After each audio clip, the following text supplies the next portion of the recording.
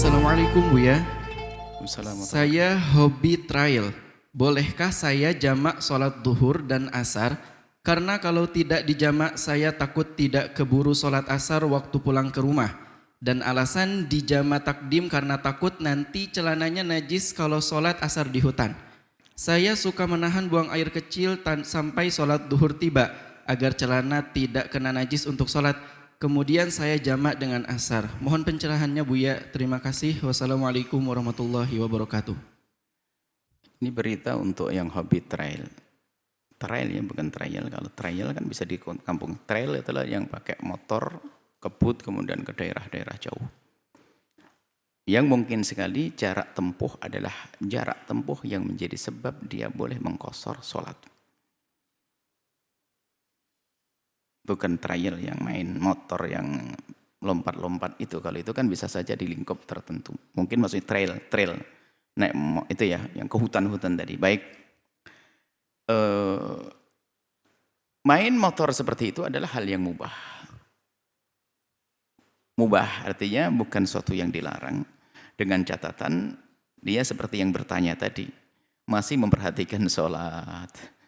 Nah, boleh, maka kami seru kepada semua yang hobi trail lah, ya, trail, hobi itu terserah ucapan yang benar gimana. Pokoknya motor, kebutuhan motor kemana, ke hutan-hutan begitu jalan. Nah itu, maka jadikan itu hiburan boleh.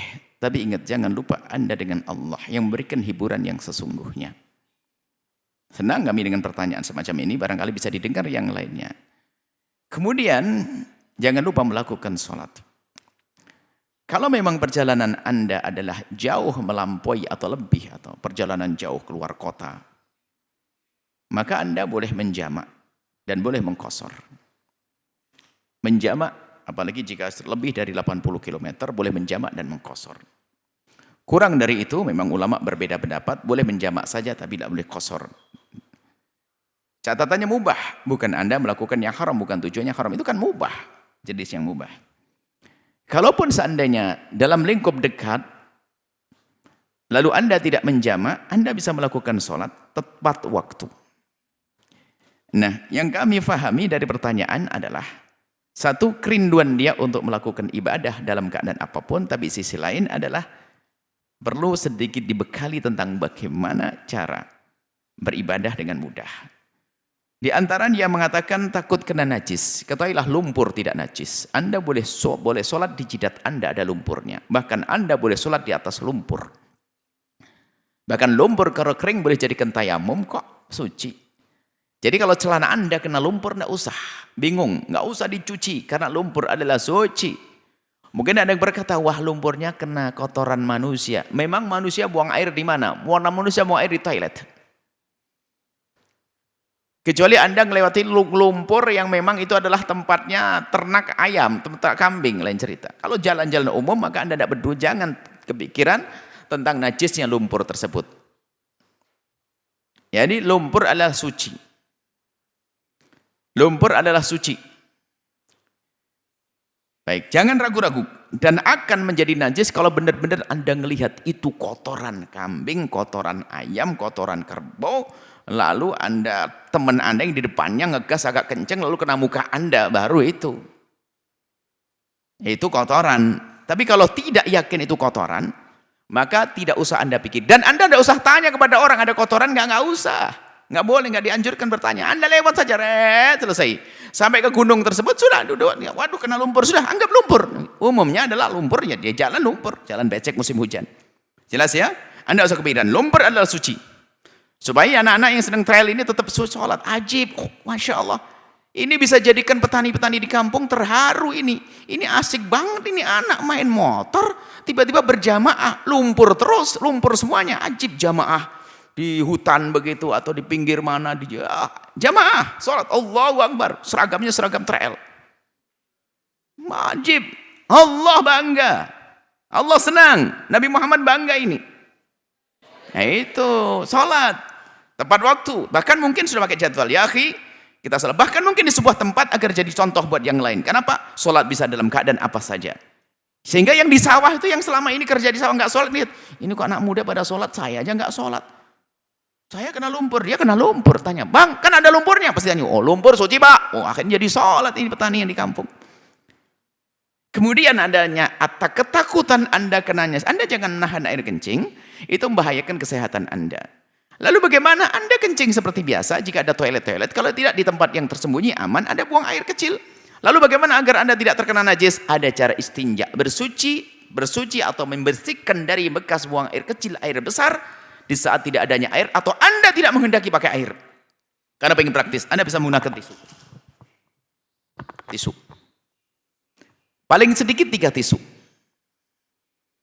Anda buang air setelah selesai, makanya ini lebih aman tidak kena percikan. Karena mungkin celana untuk Anda naik motor itu celananya ketat sekali, sehingga Anda untuk posisi duduk jika susah, Anda bisa buang air, mohon maaf. Kalau darurat ini, Anda dengan berdiri, ternyata dan tidak dilihat auratnya oleh siapapun, cari tempat yang aman di semak-semak, tapi hati-hati. Semak belukar, takut ada ular, ada ini.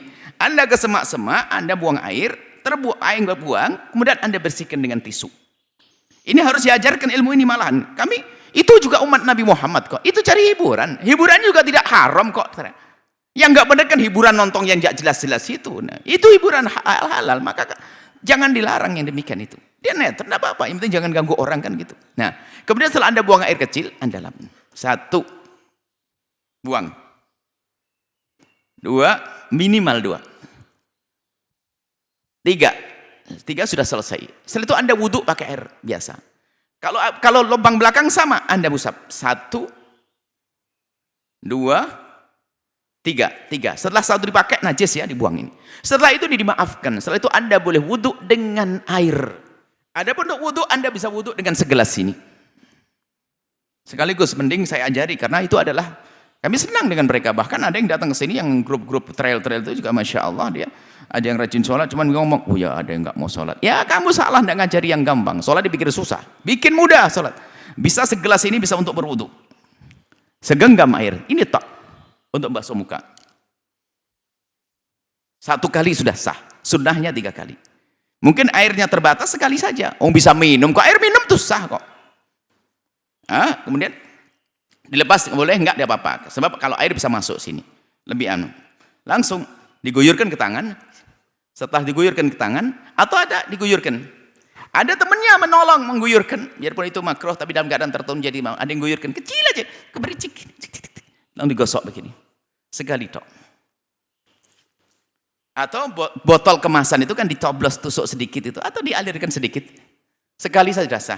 Rambut madhab Syafi'i, rambut aja karena pakai helm mungkin kan, helmnya nggak dicopot sih, boleh. Rambut, pokoknya rambut yang di kepala kena. Setelah itu kaki, kuping sunnah kok. Baru setelah itu Anda Masya Allah, nggak pakai alas sholatnya, jidatnya kena lumpur.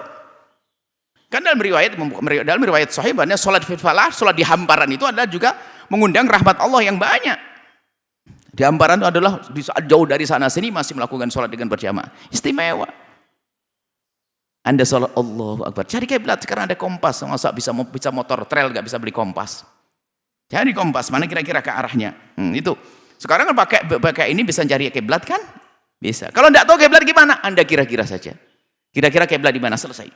Allahu Akbar, subhanallah. Ini pemuda-pemuda grup trail tapi Masya Allah. Kalau ya itu yang perlu Anda ambil jadi menantu itu tuh. Itu.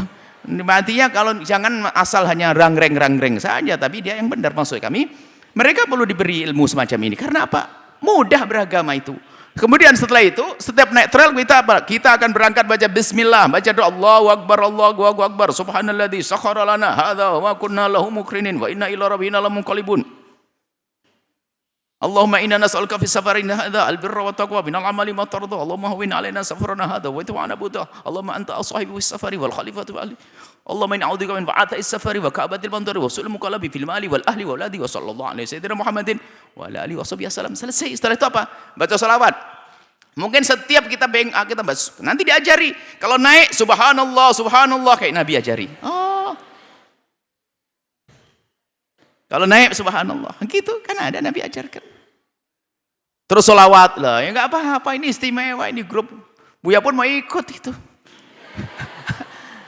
Kalau modelnya begitu, gitu. Tapi yang syar'i, yang benar, akhlak. Ini hiburan, ini nasihat bagi anak-anakku yang saat ini adalah hobi dengan itu semuanya. Tapi ingat, upayakan untuk tidak mengganggu orang, ya. Sudah ada jalurnya yang jelas, yang sudah ditentukan. Seperti itu, wallahu a'lam bissawab. Syukron jazilan Buya atas jawabannya. Baik Buya, pertanyaan selanjutnya. Assalamualaikum warahmatullahi wabarakatuh. Mau tanya Buya, apa hukumnya menyadari ada najis setelah sholat? Setelah sholat lalu menemukan najis, yakin benar-benar najis di bajunya atau di badannya. Dikira-kira. Kapan najis itu ada kira-kira? Orang bisa ngira-ngira. Yang nggak bisa ngira-ngira orang tidur sama orang gila. Kira-kira. Kayaknya sebelum sholat. Kalau sebelum sholat wajib mengulang sholatnya. Kayaknya mulai tadi belum sholat adanya. Sholatmu tidak sah, harus diulang.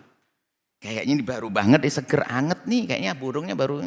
Kalau baru berarti sahnya sholatnya sah. Jadi dikira-kira, jika najis itu dalam dugaanmu terjadi sebelum sholat, maka sholatmu tidak sah.